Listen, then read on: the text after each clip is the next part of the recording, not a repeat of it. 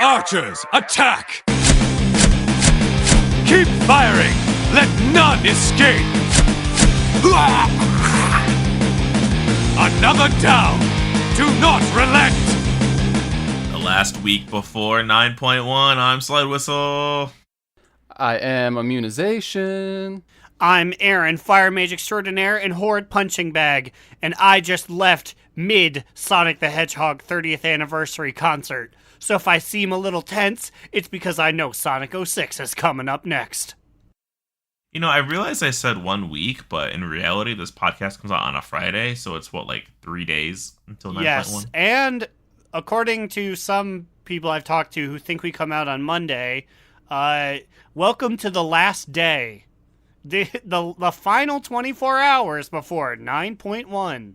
Yeah, a surprising amount of listeners have said that they believe that this show comes out on on Mondays. So I guess just as a public service announcement, we normally release episodes on Fridays at early afternoon-ish. Okay, wait. I need a list of names of people who thought we came out on Monday. Or at least how many people? How many people is this? I personally have seen 3 people say it. 3? I guess... So what it is I feel like unless it comes to us on Twitter, maybe some people don't, and we usually announce it on Twitter a couple days afterwards. I don't know how many people are up to date with their Podbean notifications.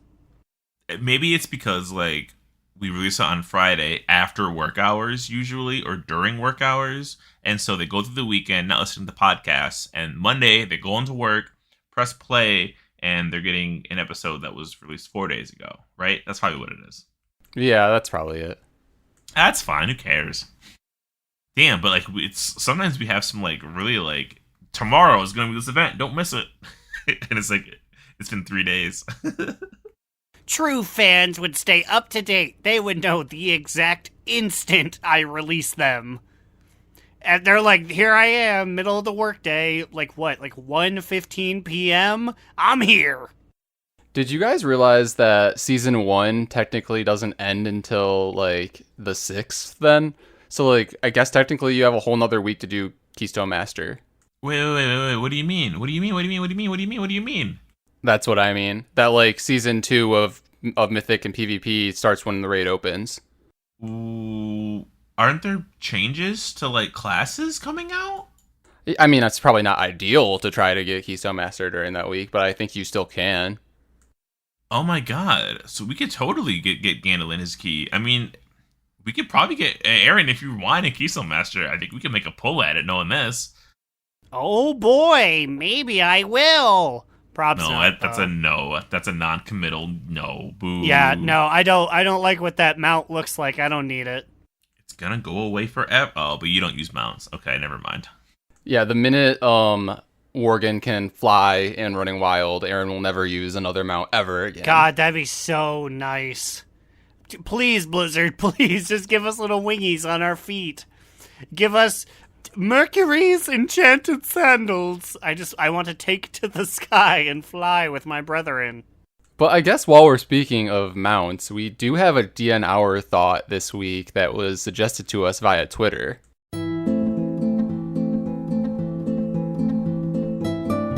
Papa, tell us a story. Yes, Papa, a story. How about you come and pull up a chair? These are DN Hour thoughts. We do? Who? Yeah, so Mike, in a Twitter thread with Aaron, you were there too, right? So, yes. It was a thread about I guess it was about the Butterfinger mount that's in Final Fantasy. So he basically asked our opinion on whether or not we would prefer a WoW-themed mount that was Butterfinger or Reese's. But then I countered, I would instantly get a Snickers mount. So this is my thing, is I would love a Reese's peanut butter cup mount, but because of the general shape of the candy, and I know Warcraft likes to recycle things, it would just be like a mage mount or like a flying circle mount. I feel like we need something better. Would it be better or worse if it were a Reese's Puff and it was just like a little orb?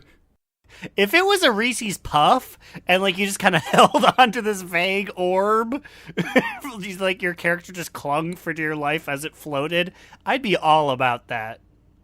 Reese's Puff, Reese's Puff. Eat 'em up, eat 'em up. REEESES. I'm sure I've talked about the controversy to that lyric, correct? So I had people, myself included, who were like, oh, that's just like a fun lyrical joke. Reese's is spelled with like 2 E's in the middle. And then I had motherfuckers who took it literally and they were like, no, it says REEESES. Reese's has 3 E's and they're just not brave enough to put it on the marketing. What song is this, and who's saying this? The 2 rapping gentlemen from the Reese's Puffs commercial. Reese's Puffs, Reese's Puffs, REEESES. Reese's Puffs, Reese's Puffs. I guess I only remember the Reese's Puff part. Or peanut butter chocolate flavor. I remember that part. And then there is like an eat 'em up, right? I guess I remember every line but the one Aaron's referring to where kids can't spell Reese's. It's a very controversial line, allegedly, back in like southeastern Michigan. But I was always like, you fools, you dummies, go to the vending machine. It's not Triple E's. Anyway, my pick is for sure the Reese's. Come on, why would you want to write in a big old cup? You can carve out the middle and have a little seat inside of it. If you're one of those people that like just eat the middle part. I'd personally go for a Twix one where you have a foot on each Twix and you just ride it like magical skis. Left Twix or right Twix? Both as skis, not a snowboard. But yeah, I already said I am team Snicker bar. Give me one of those. Eat 'em up, eat 'em up, eat 'em up, eat 'em up. Did you guys hear? Feral Druid is being fixed in TBC Classic. I did see that on the radar, and I said, wow, I don't care about that, but Slide's maybe going to have words about that? I'll probe him about it in the show. It's honestly a pretty big deal, because when I was playing TBC Classic, I noticed, so like how it works is, if I'm in feral form, right, I have energy that I have to use for my attacks. If for whatever reason, like I need to heal myself, or I need to go bear or Garmoonkin form, I swap to a different form. When I swap back to my cat form, the energy that I had gained, I lost. And it reset to like a value of like 40 energy compared to the 100 I had. And I had to wait for it to build up again. Which is so dumb because being a druid is literally shifting forms. So it's a handicap. And I guess it wasn't in Classic, but now it was in TBC. Do we know if this was a mechanic that was in like vanilla, like 2004 to 2006 Warcraft, or is this a quality of life change they're adding to Classic because people were upset? So the way I described it with energy resetting was how it worked in TBC back in the day. Boo! Keep it! These motherfuckers want it to be legit. Make it legit. No, but listen, this is why I'm talking about it, because they gave a reasoning on what happened. As we worked on this, which this being discussing druid energy regeneration, one of the people we spoke with was the original systems designer who requested the change specifically to energy regeneration. The man who designed it, Feral Fernandez himself. But the thing is, they purposely have left things that were broken in the past just because that's the way they were in Classic. So I feel like I don't care if the person who made it this way in the past says he was wrong. These fuckers want it exactly how it was, so they should get it exactly how it was. Let me finish, ladies. Put your claws away. Even though I'm talking about ferals. Meow. I can't put them away yet. I don't have the energy to do that yet. I can't shift yet. You do now. Those conversations have made it clear that in patch 2.20 that the regeneration change in late 2007 was not intended as a nerf to druids. It's a pretty solid case of change results not matching up with the design intent. In a #SomeChanges world, we think it's important to consider both the original intent and the original execution of changes. And this is an example where version 2.43, the patch that Burning Crusade Classic is based off of, exhibits a behavior that was unintended at the time. We can see that both druids and the energy regen system was changed again in patch 3.02, which is Cataclysm? Wait, no. What's after TBC? Wrath. Wrath. So the change only existed in this window of TBC. Keep it in, No, then. Make don't it keep magic. We need to have differences between TBC Classic and Wrath Classic. Okay, Slide? No, this is perfect. This would be like if Holy Priest didn't get to have holy energy. Is that a thing you have? Oh, yes. You know, if I don't have enough HE. He. I mean, I'll be legit. If they were like, we noticed. I'm trying to link it back to Fire Mage. This is just, you know what? Fuck whatever pretext I had. Ian, I'm just gonna rap real quick. Please give us Fire Mage from Legion back. That one felt so good. I don't feel great anymore. Yeah, that's kind of what it's like. Only like, I guess, you know, obviously not as big of an extreme for you, but it's like, cause like when I played it, I was like, this feels wrong. Like this doesn't feel like, this feels like I'm playing something that's like intentionally broken for some reason. Isn't that the point of these classic games, though? I'm gonna beat you over the head with this trophy in my hand right now. I'm shaking a trophy at him that I won at work. What was it?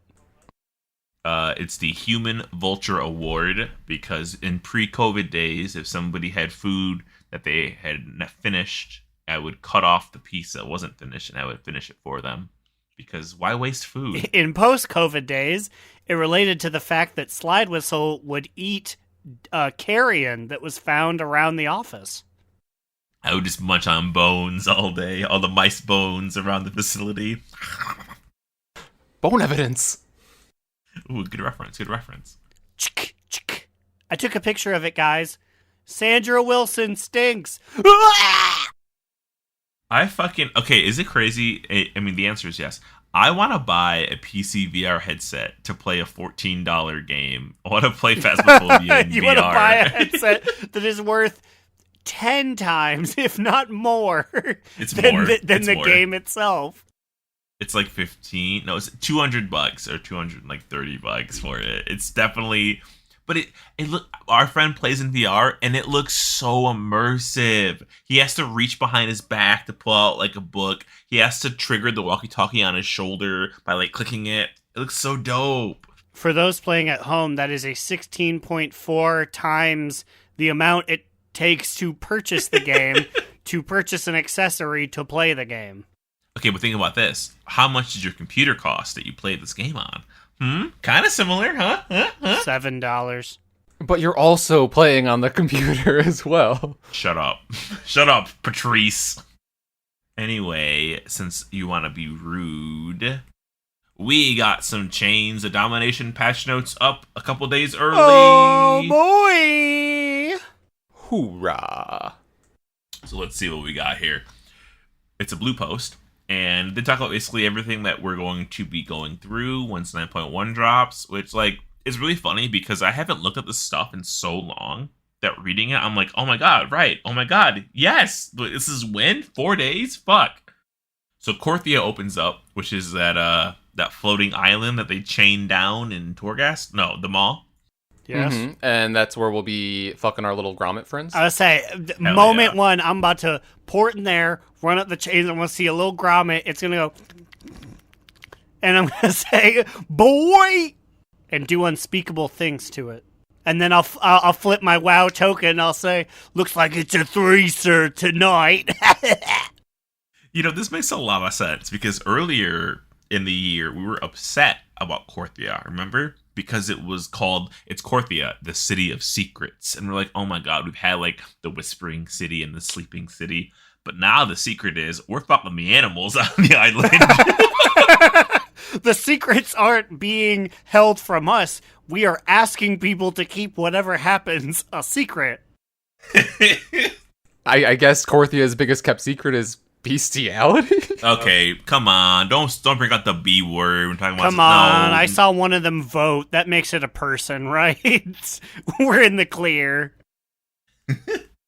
But yes, so Korthia opens up. We also have, okay, so this is interesting. Unlock the secrets that Korthia has to offer. Return to the mall. Ugh. Discover Korthia. Okay, yes, duh. Complete quests to new daily quests, which are going to be probably like our animal conductor. Oh, wait. No, yeah. No, you just have that, right? The conductor? Everyone has a conductor. Well, yes. Those quests that are associated with it. Yes, it's just... well, actually, I guess not everyone, because you do have to put like 2,000 anima in there to activate it. So maybe I'm sure someone out there never did. Randleman. So where do you guys pick up your anima conductor quest set? Like, which area of Revendreth is it in? The thing is, we don't have quests, do we, Aaron? Like, we have, like, the bosses only one to kill. That is a quest is you turn it on, and then you go to, like, southeast Revendreth, and there's some random quests there. Okay. But because they are quests, they're annoying, and I'm pretty sure Immune and I have said we don't do them. Okay. Yeah, I definitely haven't done those since, like, week 1. Mine are, like, just, like, dailies I pick up in, like, Harbordal Hollow, and it's just, like, go kill 35 stags. Yeah, and it's try to stuff get like their that. Antlers. Yeah, where it's like, okay. Kill 100 gargoyles and get their gargoyle Yeah. essence. and I'm just like, no, I'll kill the bat. I will run up the tombstones. That's it. So hopefully they're not like our animal conductor quests, because you're right, I don't do mine anymore either. Recover the relic fragments scattered across Korthia in the wake of the new Mossworn invasion and return them to Archivist Rawsewer for the Archivist Codex faction. This is a lot of information. What the fuck? Get Bringle Blamp's magic potion to drink it and talk to Springle Splamp. So, first off, that is a new reputation and currency associated with it that are unique to Korthia, correct? Correct. And the new currency is called Cataloged Research. Link CR, please. You can exchange cataloged research for a variety of rewards, including conduit and equipment upgrades, a flying mount, and a cosmetic appearance for your cloak. Okay. Kel'Thuzad will occasionally dispatch Tormentors of Torghast throughout the Maw and Korthia. Defeating a Tormentor will reward you with a Tormentor's cache, brimming with soul cinders, and can also contain powerful equipment as well as a Ba-Methra chain link to collect, and bind together to summon the eerie hand mount. So you get the hand mount from killing Kel'Thuzad's boys. Awesome. I do really want that fucking Coraline mount. Wait, discover new rares and treasures in Korthia and Desmoterin. Excuse I'm sorry. me? What? What's Desmoterin? What? We're going to Despacito? What does this mean? Oi, me mango. Shout out to Despacito, too.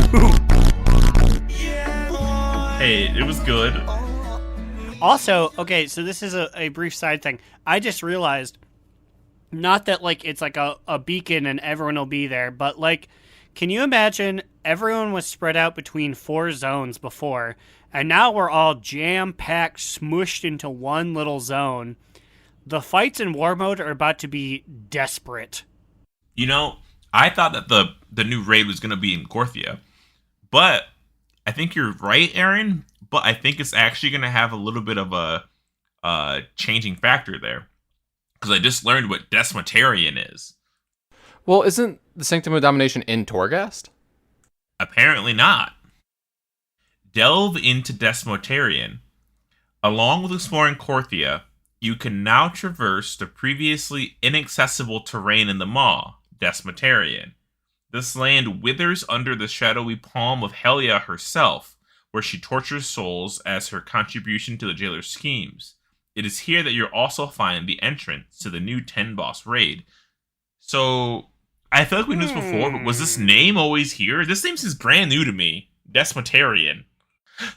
Guys, I don't know anything. I feel like I know nothing about this patch right now. In order, and this is a very un-DNR statement, in order to keep Aaron the human's excitement level up, I haven't looked into it that much. But, like, we've been playing the game, but, like, this is, like... We've also been covering things that we've been labeling as spoilers, but honestly, I feel like I also have not heard of any of these things that Slidewhistle has been reading to us so far. Okay, so I do believe. I love how we're like, well, this is like a first report. I'm sure this is like known information by now, but I got to the part about the mega dungeon with the brokers. Mythic only. To gain access to Tezavesh, the Veiled Market, you'll complete a short series of quests, beginning with the innkeeper, host Torella, in the Adelia section of Oribos. In the Alley Cat of Oribos, they put apostrophe between all and EY in alley.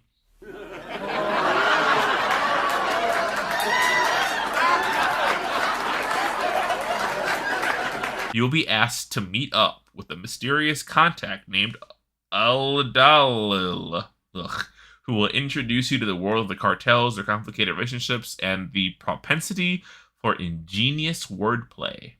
Okay, so they're not saying where we enter, but I feel like if we're starting with the innkeeper, right? The portals.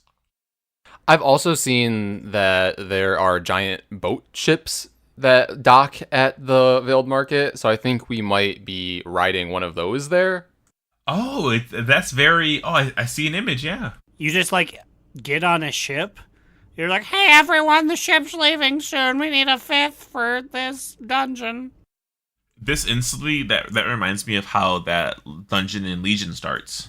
Court of Stars. Yeah, where it's like, get on the boat, and all five of you get in the same boat, and like you like phase into each other as you all slowly. Well, yeah, no, you get on to your own personal boat in 5 consecutive universes. So if your friend jumps on slightly ahead, you see them like just kind of floating in the water, and then your boat guy's like, "What an asshole! I'm the only boat here, right?" #RP. #only boat guy.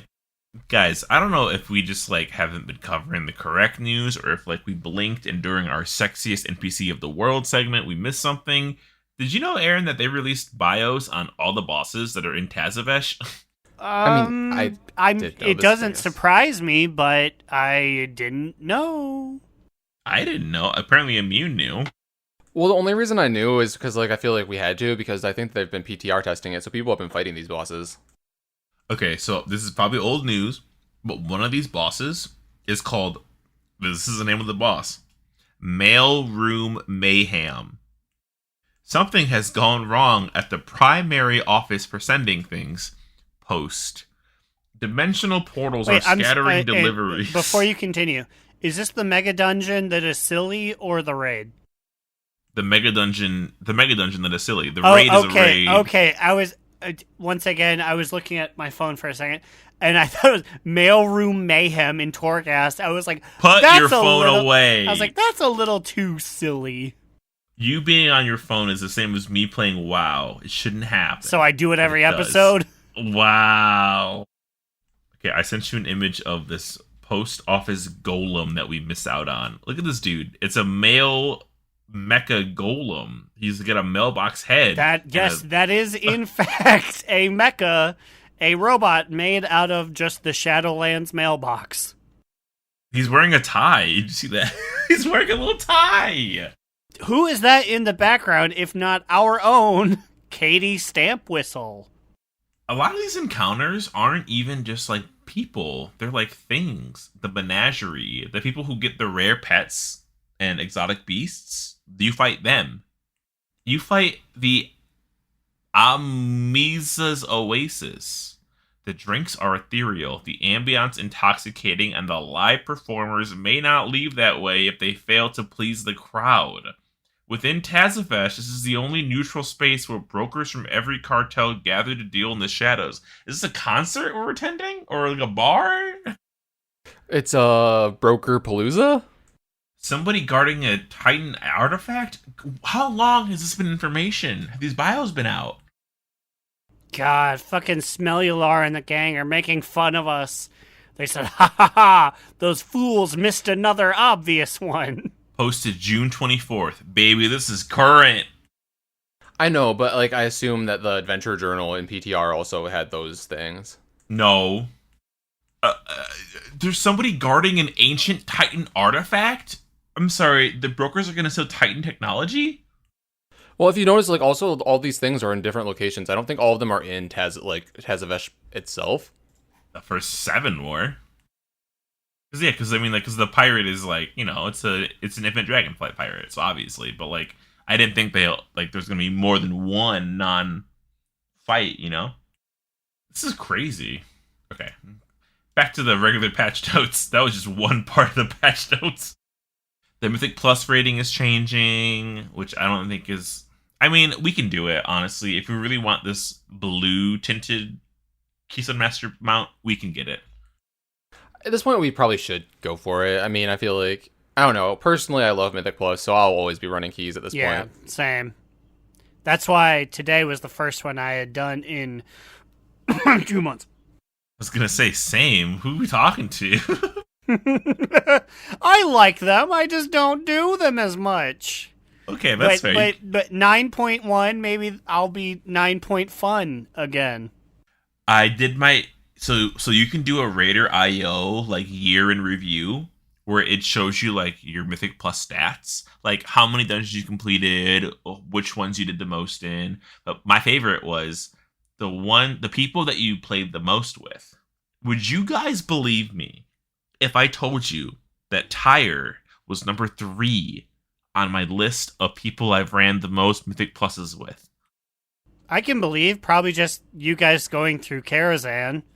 That was No, that so this was is like a bunch of it. This is this current Mythic Plus season. Oh, so like beginning of also- Shadowlands until now. I mean, also, yeah, he used to be real up to date until the TBC Nation attacked. I was shocked when I saw this because immune stats were our crew that we keep running with. Yeah, mine made perfect sense to me. This is my first time hearing that like Tyre was on your list. So like, what was your list, Side? Number 1 was you. Number 2 was either Myth or Pablo. Number 3 was either Myth or Pablo. So maybe Tyre was 4 then, and 5 was Wildy, I think. Yeah, I guess for me it was that list, but then swap out honors for Tyre. I'd honestly be interested to see what mine is, because it's probably the 3 of you that like I personally know, and then maybe like some guy we did 3 or 4 in a row with one time. Yeah, I wonder who is your 4 and 5. Random pugs. Anyway, back to the patch notes that have taken me forever to get through because of that Tazavesh fucking detour. Shadowlands Season 2, which we already talked about, begins July 6th. I still can't believe this information. Yeah, so this is what I was saying, that I believe it means that you can get the achievements until then. But yeah, flying's coming, new mounts. I mean, like, you guys know what's happening. Y'all keeping up with this 9.1 news. We're all thirsty for it. I mean, if they're like us, maybe they aren't. Yeah, for such super fans that we are, we sure dropped the ball. I feel like in general, when it comes to content, we post things that we're currently playing, and if we don't have to talk about, like, we're not going to comb through all of these pages for information, because we have information, baby. We don't need to depend on the future. We have the present and the past. And also, I think in general, we like try to ignore the posts like what you're on right now, which is like the increases and decreases to like specific spells by percentage, because that will change until the day of anyways, which also happened to us because last week we made a statement about how Necrotic was going to be nerfed, and then they reverted it. So yeah, they were like, it's too much of a nerf, so we changed it. And that's why I scrolled past so much patch notes there, because I'm like, doesn't matter until we see it. Fucking Adorno, with his connections to Big Blizz, decided to shame us on the interweb. Whoa, okay, let me rewind. I got nerfed, guys. Boys, I got nerfed. Ooh, maybe Wild Seed's time in the sun is over. I got an 8% damage reduction on Naya's tools, burrs, the soulbind that I use, and the ability that I use, and 8% nerfs a lot of damage. did they also buff the other ones? Because I know that Naya was like the go-to Night Fae soulbind basically across the board. So that's probably what they're trying to do. Yeah, she was literally like every single... I have like 5 Night Fae ults. They all use Naya. So that's probably good, honestly. Dreamweaver got her... She got buffed. Wait, no, sorry. It's a guy. pace increased by 3%. Honest, no, not really. They buffed the other two by 3%. That's it. It's something, I guess. I mean, I guess it's a 5% gain in their favor with like how they were nerfed, how Naya was nerfed. So that's something. Oh, do you guys know that Nadja got nerfed? Her snare and interrupt and root effects only last 15% instead of 25%. Oh no! Say this and so! Anyway, so this is the problem. This is the stats or whatever. Who cares? I was about to say, I am dangerously close to taking a pee break. So if you want to go over some stats. Yeah, I'll read some stats to Immune in the room while you go pee. No, we're ending this right now, I've decided. Fucking Growlita, come in here and cover while I pee. No, I was going to read off air, not on air. Oh, well, now you read it off air then. I will. Bye.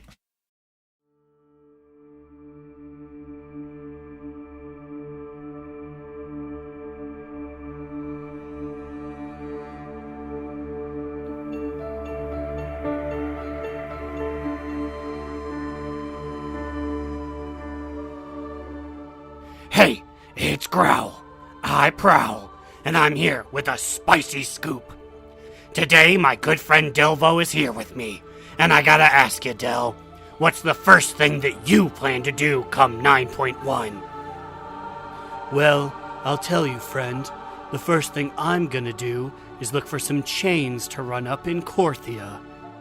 An interesting first adventure. What makes you want to stroll up some serious hardware like that? Well, I've had to run Torghast on 5 ults every week for the past 4 months, and I feel like I've become used to it at this point. I'm attuned to the chains, if that makes any sense. Indeed. So you're not one for the warp portal when faced with them in Torghast? Not at all. I say those portals are for the weak. If you can't run a steady line and just hold W, then you're not cut out for this life. Strong, strong words, Del. As a mage, I'm gonna use and abuse any portal I can, so I don't have to scuff these pads of mine. Well, I'll do you all a favor and open on up a portal to the second half of the show. Until then, it's been Growl.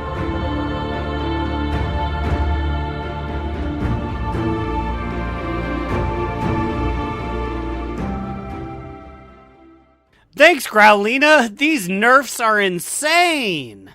Woo! But actually, the nerfs are... Look at the fucking patch notes for the Mythic Plus dungeons. They nerf, like, every dungeon. Oh, hell yeah. Across the board, like, big percentage nerfs. Even Maw of Souls. Because they know that people are still going back to speedrun that one. I mean, good, it deserved it. But they also nerfed the banner in Theater of Pain by 20%. That banner, that fucking banner, has given me so many fucking problems. Ugh. They also nerfed the walkway in Sinfall to get to the second level by 15%. I honestly wish they would. I want them to extend it. Make you walk it for like 3 solid uninterrupted minutes. Give you some Take it to the runway. Before you go down to the second level. They also nerfed Halls of Valor. If you go up the bridge to Odin, they put up a barrier on both sides of that golden ramp, so now you can bounce off it. So try to fall off, and trust me, it'll bounce you back onto the ramp. That almost I'm sounds gonna let you legitimate. have this one, Slide. I'm gonna let you have this one, okay? Also, I know I'm talking about buffs, but they buffed almost all the feral PvP talents. I'm about to wreck some fucking face. I got new PvP talents to play with in War Mode? Are you kidding me? Okay, let's talk about something else. Okay, let's talk about the book. We're back on DNR Book Club, baby! Oh, yes. And this week, we have another LGBT-themed story just to round out Pride Month this year. I do appreciate you, because before we said it was, quote, the final LGBT story, but I guess we don't know if the little Tusker, if he also goes like, oh, also I like a little dude Tusker at home. So this is at least another story. So did we all skip the Tuskar story? I've only read the ones that we decided to read for this podcast so far. So once again, I do like this book. I have only read the ones that we have been assigned for homework. I mean, we're gonna read them all. This is a segment that's not going away until we're done with this book. But like, I read the book and I made it to story number 2, which is Tuskar, and I was like, we'll come back to this one. I skipped it immediately. So yes, luckily we have all skipped the little Tuskar and like the Forsaken story. But what's important today is we read Visage Day, and that shit is this is the story. Yeah, so we're starting off today with Michelle Visage Day. Woo! And this is the one that it follows, as we know her today, Chromie. And like it's basically about how she chooses her mortal form to present to us Azerothians.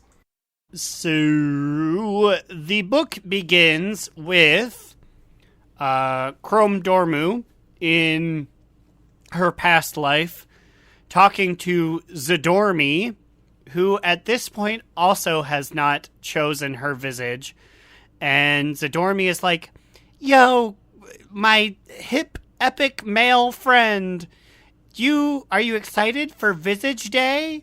And Chrome is like, honestly, not really. Yeah, so basically the first like 85 to 95% of the story refers to Crow's Dormu as a male bronze dragon. Yes. Because like it kind of like hits on like the naming convention that has been established before, as people noted. Yes. So and, I get and it's I hate to say it, but like please don't be mad. Even Steve Danuser in this story refers to Crone Dormu as a male until the very end. So if we accidentally slip out a he, that I deeply apologize. And I also think that it's fine because I feel like this story is like the coming of realization of Chromie as we know her today. So it's just like in the past, I guess. So like I think it's fine. Anyways, Zadormi in the story comes to Chronormu and asks if he has found a mortal form to choose, and he's stressing out. He's like, "No, I don't know what I want to be yet." So she basically is like, "Oh, go talk to Daddy of Time over here," and like knows Dormu, like the head of the flight, for some advice. So Dormu goes to visit him, and basically is just like, you're the father of time, so you know what I'm going to do. So why don't you just tell me? And he's like, no, I can't do that. But like, maybe you can go to talk to people who already have chosen their visage to see what advice they can give you about choosing your own. Oh, and the only thing is, so each leader shows Krondomu what their visage is, and so the other two transform into more human people. Fucking when Norse Domu transforms into his elven form, there's like an extra stanza about like how beautiful it is. He's a god. Like, he's their god. Well, I know he's their god, but like Steve Danuser, are you fucking one of those high elf guys on the boards? Like, ugh, this beautiful elven form. Can we talk about Caligos? Did you guys know he was half elf? Because I thought he was fucking human. Yes, it's stupid. I did know this. It's stupid because his hair covers the ears. Well, no, I don't even think he has ears. He's just half elf because for a long time they were like elf is superior to human. I thought he was human this whole time until literally today. No, I remember distinctly realizing it during a past storyline between... He's the one who was Jaina's lover, right? Yes. Mm-hmm. Yeah, I distinctly remember reading it or seeing it in one of those storylines that I was catching up on. But anyways, and so Norse Domu is like, you will find your way eventually. And Proto-Chromie's like, bitch, I don't know about that. Let me go to the Blue Dragon Flight, which leads us to talking to Calicgos. Did you guys know that he was half human, half elf? Yeah, I did. We literally just talked about this live. I know, but now we're talking about informally, so now I can say it. So anyways, Chronormu, oh god, I keep fucking up this name. Chronormu flies in and speaks with Calicgos, and asks for some advice. And Calicos is basically just like, I choose a form to be kind of relating to the mortals of Azeroth so that they can see me as like not threatening and somebody who like is approachable to them. And Chromie's really vibing with that. And also, if I remember correctly, Norzdomu is like, I picked this form because they know it's above them. So Norzdomu is like, I choose my form because it's pretty. And then Caligos is like, I choose my form because it's plain. Well, like, approachable is what his main thing was. But then Chromie was like, well, why'd you choose the blue hair, huh? Like, that's kind of a choice. And he was like, I don't know, it suits me, girl.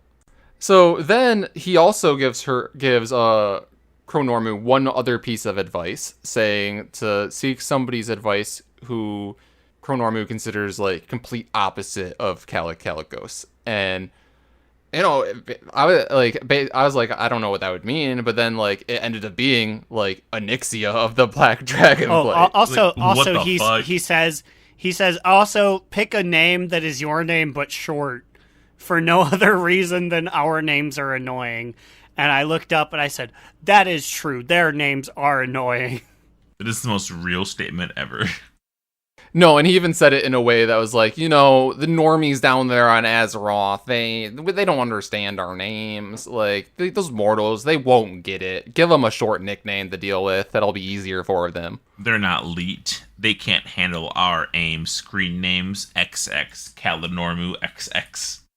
Speaking of leet, my Raider IO right now is 1337. Leet!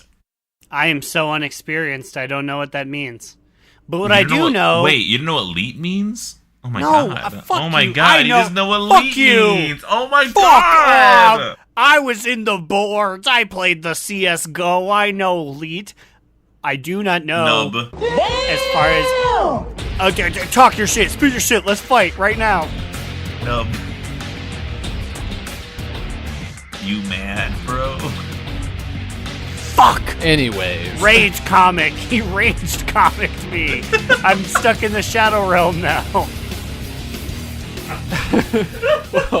Well, anyways, after that, Chronormu decides to visit Onyxia for advice, and I feel like it's a little bit of a tense encounter in general, but she ends up transforming into her Visage, and it is like she basically just describes it as being like a smoking hot female human. And she's like, listen, I chose this form because I can manipulate the men of Azeroth, and that's how you get power and assert dominance over them, to prove that we're better than them and we control them. But basically her reasoning was like, I'm hot and hotness rules all. That is the most like 2007 answer to a pageant question you could possibly give, is what Onyxia said that day. I'm hot and I rule the men of this earth. And yeah. I don't know if anyone ever really subscribed to that. Like, I'm sure there was some random Stormwind citizens that were like, "Ooh, Lady Proctor's a real smoking bitch." But like, fake Varian was like, I respect her because of her political position. I don't know if he was ever like, Zooey mama, what a smoke show. I mean, I wasn't reading that incorrectly, right? That's what like she basically said. No, yeah. I mean, because she was like, I chose human because they're the most dangerous to dragon kind, but also they're dumb, and also I was attractive because that has benefits. Wink. Yeah. So as Chronormu was being told this, he was like kind of intimidated and scared, and realizing that that is not what he wants in a form that he chooses for his Visage. And then Onyxia Soft offers to mentor him and be like, we can rule the world if you follow me. Which, what a blown opportunity. Like, you could have been Onyxia's valet. Like, come on. She's smoking hot. Come on. I mean, what do you really want to do? Sit on a big hourglass in Stormwind? Or get killed in one shot in the Onyxia raid now that it's 2021? Also, how often do dragonflights mix when it's not the leaders? You know what I mean? Like, Onyxia isn't the leader, and neither is Chromie, so... Yeah, and neither is Caligos. But the thing was that, like, this is, like, obviously set way before. I don't know exactly what the timeline is, but it seemed to me, when reading this, that all of the Dragonflights were at least respectful of each other, and they were, like... So far ago that Caligos goes, like, yeah, my super cool dad, Malagos. Like, Malagos hasn't been super cool and okay in millennia. Like, since he fought Deathwing. Yeah, that's right. I forgot that actually Deathwing going mad is what created the dragons to fight each other, because Malagos went mad because of that. So they were in unity at this time. Fine. But, like, unity being, like, in air quotes, because Chronormu was scared as he fled Onyxia's lair. One detail of the story I do like was that a dragonkin came to go usher in Chronormu, and then as they were walking, this dragonkin was limping, and Chronormu was like, why didn't she take care of her people? And then they didn't expound on that. I guess just the black dragonflight just stinks at hospitality. No, I think, like, the elaboration they did was that the black dragonflight, like, its specialty is learning how to inflict the most pain possible on people. So they're like, yeah, of course they wouldn't bother healing them. Onyxia's like, limping Larry out there. I wish I could fix his leg, but we don't have a single healer here. We're all just deeps. Limpin' Larry Luciano. Come on, Snelly, you got this. That's a SpongeBob reference, y'all. We're going around the Nicktoons. It's not just the 90s for us. Sometimes we do the 2000s. That's not my wallet. Give me your... Give me your... Well, anyways. It's the hash slinging, the slash slinging, the brash bringing. Squidward smells. Continue, we gotta continue with this. So basically after this, Chronormu was like, I think I'm ready to make my decision, and Chronormu's Visage Day approaches. And all the big dragon names are there, and, like, the big surprise, like, pop that the crowd gets is that Elixraza appears, and she is the official one that is going to officiate the ceremony. Now, my favorite thing is imagining this. So if you're going to a meeting that you're going to officiate, what do you wear? You're gonna dress up, right? You know good and well, Elixraza came in her little blood elf form wearing the skimpiest metal plate bikini she could possibly find at Kohl's. That's what she put on. Maybe I'm shopping at the wrong Kohl's, but, like, what section are the, like, metal-plated bikinis in? The women's section. Anyways, well, it is described that she approaches the meeting, and she is in dragon form. All of them are in dragon form initially. And, like, a big part of the ceremony is that all of them, prior to Chronormu deciding on what their visage is going to be, all of them transform into their visages. So... yes, she approaches as a dragon, but then, like, pretty immediately she transforms into her smoking hot night, like, high elf form, so... she's like, look what I got from Kohl's on sale. I had the Kohl's cash left over for these. Anyways. Oh no, Elixraza is, like, described as being, like, very, like, understanding, even whispers in Chronormu's ear saying, like, if you're not ready, we can push this off, don't worry, I'll keep them all in line. Also, Elixraza is, like, very clearly defined as, like, the queen of everyone there. Yes, she is the life bringer. I don't know if this has always been the case, but they were like, the red is the best, when I thought everyone was kind of on equal grounds, but they're just like, nope, red dragonflight's the best of them all. I guess red dragons are the healers, so if they don't have healers, they're fucked. Yeah, we saw inside of Onyxia's layers there. They're all hurting. Ooh, is Onyxia's lair hurting? Yes, we saw it. No, it's in pain. Her, like, genitals, her lair. Did you not get it? I got it. I was trying to steer clear of it. Every week I love invading Onyxia's lair and just smashing the fuck out of it and then leaving disappointed. Dad? Well, anyways...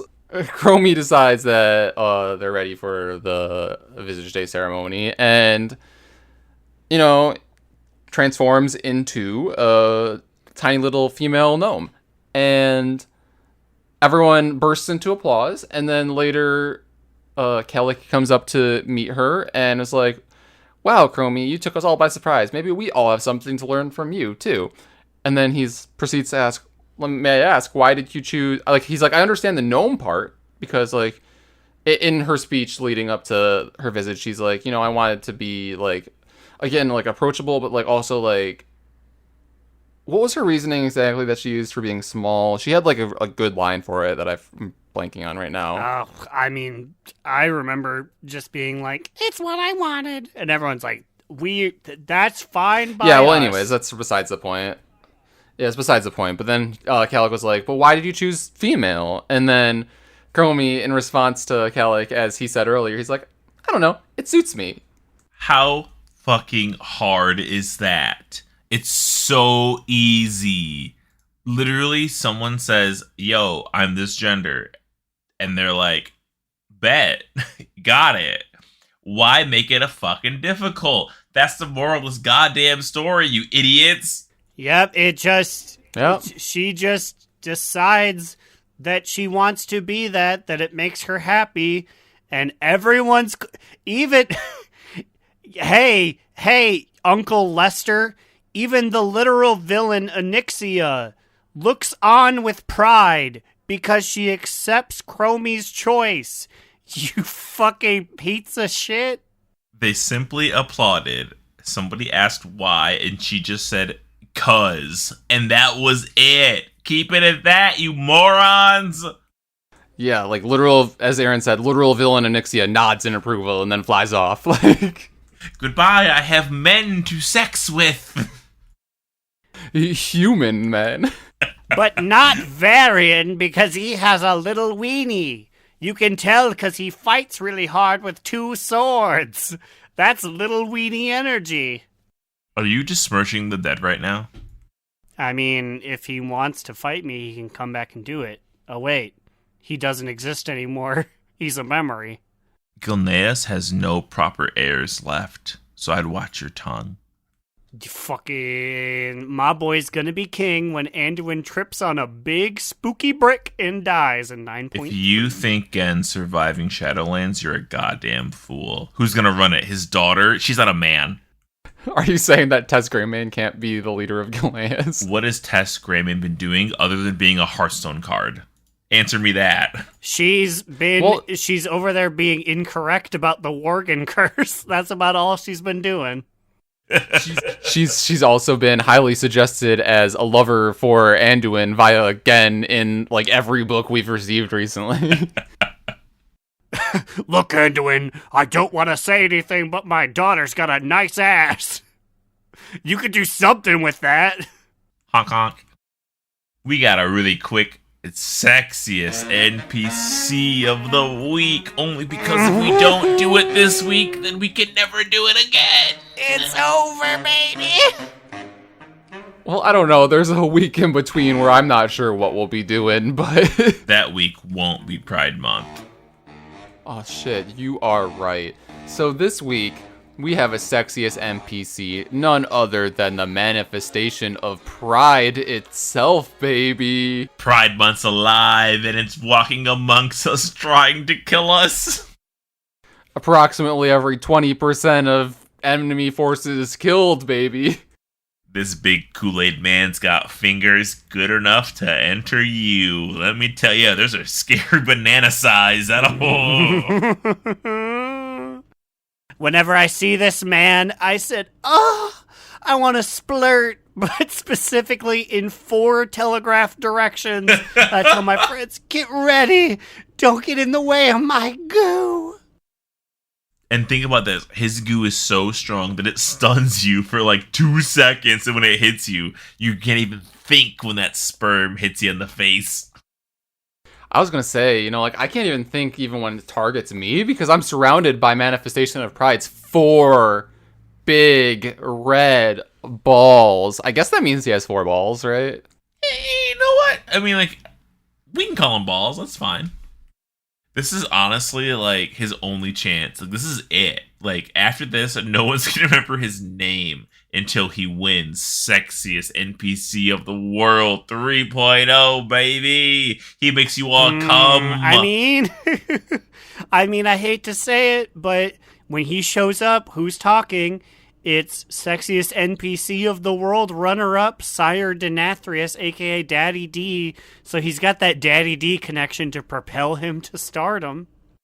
And I will also say that the manifestation of Pride is very supportive. Like, even when you fail to clear your dungeon in time, he's there for you. And if you want, he's there for you again and again and again. You can just resummon him multiple copies if you want.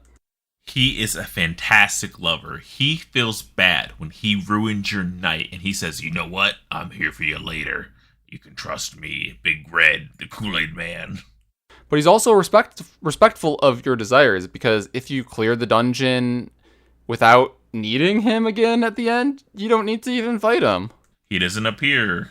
And also, he's fully understanding that you are trying in this relationship.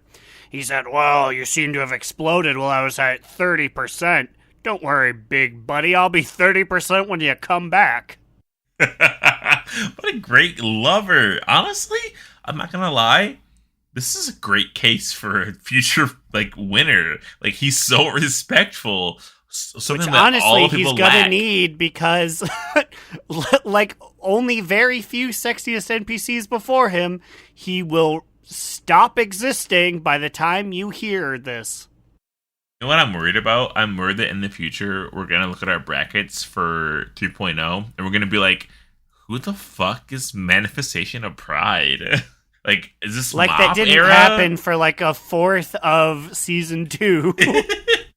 The entirety of Coltiran Men? How did this happen? Who signed off on this? Us, 2 years prior.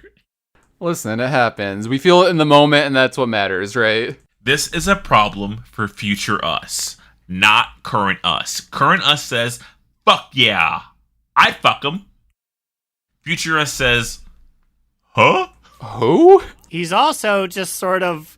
I mean, his only real features are angry face and muscle arms, so you can kind of put your little wiener or vagooble anywhere you want. Please, get real. Look at him. He's a total top. He has no bottom to him because he's a total top. He literally only has the top half. I saw him in top earlier today. Fuck you. That was great. Wow, guys, I can't top that. So I'm not gonna lie, that's gotta be one of our, honestly, probably our best pun. Those 3 puns in a row. Bam, bam, bam. This is why you, Manifestation of Pride, during Pride Month, are our sexiest NPC of the week / potential future sexiest NPC of the world 3.0. At least until we see another 9.1 vermin that we're like, oh, we want to put our wiener in that one. Well, there you have it. I'll probably be running a key later tonight or tomorrow, so I will give you this award, baby. And now it's time for our top toot, bottom boot, medium moot. I'm gonna go first. Did you guys know that Caligos was half elf, half human? Yes, Slidewhistle. We've already Wow. done this 3 times now. Well, that's not involved at all in my top toot, bottom boot, medium moot. I just wanted to bring it up again. Oh. But my real medium moot is earlier when I said Pharaoh Druid was getting buffed in PvP, half of the things were nerfs, and I didn't realize it until we were reading the short story, and then I got sad during the short story. Oh. Oh, no. Well, I am sorry. But it's actually pretty bad for me in war mode. My regrowth is being limited by 15%. That means, so say that I'm fighting a mean paladin who hit me when I was asleep eating chicken or whatever I was doing. That means that my heals on myself are going to be less. Also, my main DPS attack, I only get 2 hits instead of 3 hits. I'm in danger. You need to heal me more so than you do, which is 0 in war mode, by the way. You never heal me. I'm offended, first off. So, like, normally it's just the two of us when we're, like, running around in war mode. So, like, I do heal you because it's literally only 2 targets to heal. What's the problem then? Why am I getting my heals? Do I I'm need to done with go, you. guys? You guys need to figure this one out off recording? But I am getting a new talent called Wicked Claws. Wow. It does something. I think it's fine. I honestly feel like Feral Druid is pretty OP in all aspects right now, which is the first time that's ever probably been said since Classic, since they're always nerfed or underdeveloped. So it's fine. I'm sure it's fine. It's fine, right? It's fine. It's fine. Also, Kalis noticed you this week. Oh my god, and that's why it's a medium moot, because I have a top toot to balance out the bottom boot. Kalis was an Orbos, right? Talking in trade chat. I got on my yak and I transmogged myself, and then I looked at the chat box, which I always stare at because I want to see what's happening. And I saw Kalis pats you on the head, and I went, surely that was an emote to like trade chat. And I was like, wait, you can't emote to trade chat. And I turned around and I saw Kalis on her big tree, and Kalis patted me and she said, "Feral supremacy." And she held her fist up. And I said, "Meow." And Kalis said, "LOL." That was it. But like, we weren't in a group. And then you said, "I support you on your way to number 1." And she said, "I'm number 87." And you ran into the beam. Hey, maybe maw. she's number 1. I don't know. I haven't checked. But she noticed me, senpai. I didn't notice her. She caught me in the wild sleeping. Seed. I was gonna say she caught you in the wild seed. Anyway, that's my whatever that was. Aaron, what's your top toot, medium boot, bottom boot? My top toot of this week was that I ran some mythics with Immune and Adorno and our motley crew, and it was a lot of fun. It was the first mythics I had done in like 2 to 3 months because I was a fool. And I was like, wow, I like these a fair amount. I should do more of these. And then made no solid plans to. But 9.1, here I come. I'm going to be epic. I swear. I swear. Epic, Aaron. Yeah, it was fun though. We did like I think we did like a few 9s, a 10, and an 11, like on a few dungeons. Yeah, nothing epic, but it was enough for me. It was an old over the plate home run for me to be like, wow, I can do these. And then probably I'll do a 15 and be like, oh no, back in my box.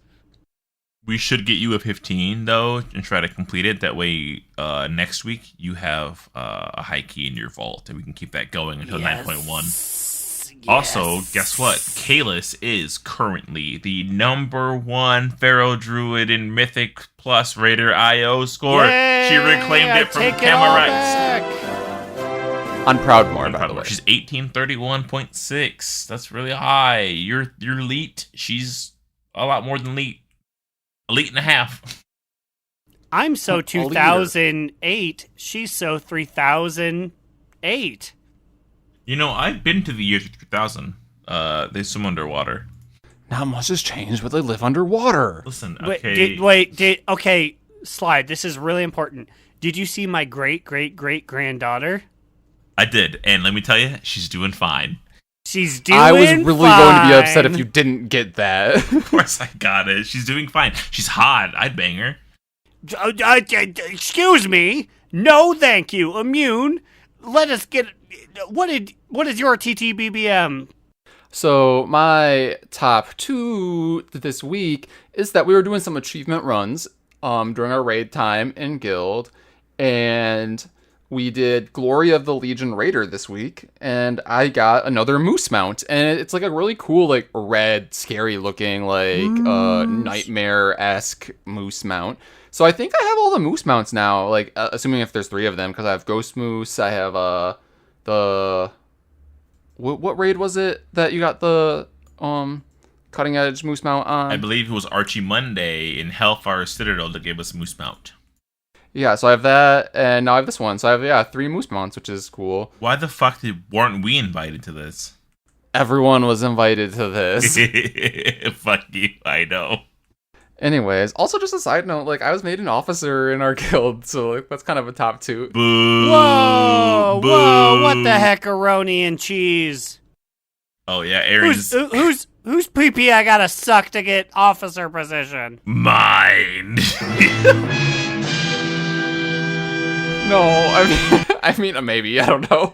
But like, I don't know, it was a surprise to me too. Okay, this is interesting because I was not involved in this It's decision at all. It's because fucking Immune is the mythic healer, so they're like, we gotta get him an officer position, so he can't say no. I think it was twofold. I think the first half was that he is our top healer, and having a top healer as officer is great because they can give all other healers advice, and that comes from a great area of respect, quote unquote. The second half is, and Honor said this during an officer meeting before he joined, was that, well, since Immune knows everything anyway, since Slide tells him, why not make him an officer? And I said, hey, I can keep secrets. I said, I can keep secrets. So tell him there's a trickle down, and so fucking Aaron's gotta get a piece of the pie too. I said, I can keep secrets, and Scott said, can you? And I said, yeah. He doesn't even know that I'm not involved in this choice in the first place, because I haven't heard about it. This came out of nowhere. But this is great. You want to know why? This is what I imagine a single parent feels like when they find someone to be a step parent to their child, and then they can split going to parent-teacher conferences with the stepchild's father. They said, finally, fuck, I can stop caring about this kid. You, person 2, take over for this kid. So now I can make up an excuse of why I won't be at an officer meeting. I can make Immune go for both of us. It's beautiful. Wow, well maybe I will remove this from being a top 2 officially. It'll just be a medium mood at this point, I suppose. Auga. Oh, guys, we did an Auga for boat day. I'm pretty sure we did. No, we didn't. Immune had new. Auga. I Auga'd already, I thank can you. Auga again. Okay, that's why I'm an officer person. You weren't. You also always Auga'd anyways, like randomly. So. Aaron, are you hearing this? You know what? I'm appointing Aaron your officer spot. Hand it over, Immune. Who? All right, we're done. If you have any comments, questions, complaints, if you want to be an officer in our guild, send an email to donotrelenttpod@gmail.com. That's all it takes. An email to donotrelenttpod@gmail.com or tweeted us on Twitter at donotrelenttpod. What about you guys? Where are you at? Oh my god, you're gonna be like, hey, Honors, I found a new like officer. They just like they said they were looking for that. So, anyways, you can find me, Alex, or Immunization on Twitter at New Era Alex, or you can follow the podcast on Instagram at Do Not Relent. I am on Twitch at Immunization DNR. I am officially removing my set schedule. I'll just do it whenever I feel like it, because I feel like that on top of everything else, my life has been a little much, so I'm sorry, guys. I mean, hey, that's the way to do it. Just give them an hour in advance, and they'll show up like the cockroaches they are. Just kidding. We love you. Smooches. But I am Aaron. You can find me on the Twitter at TheBigAcheesy, and you can read our literary musings at DoNotRelent.livejournal.com. And I love each and every one of my Twitch viewers at twitch.tv/AaronDNR. I'll probably be doing something this weekend. Also, leave us a review on Warcraft Radio and or Apple iTunes. Follow us on Spotify. Do Not Relent Pod. You know where we fucking are. We'll see you guys next week. And remember, Another down! Do not relent! Do Not Relent is a podcast within the 3HNC network, representing U.S. Proudmoore's premier podcasts. That was a very good wish.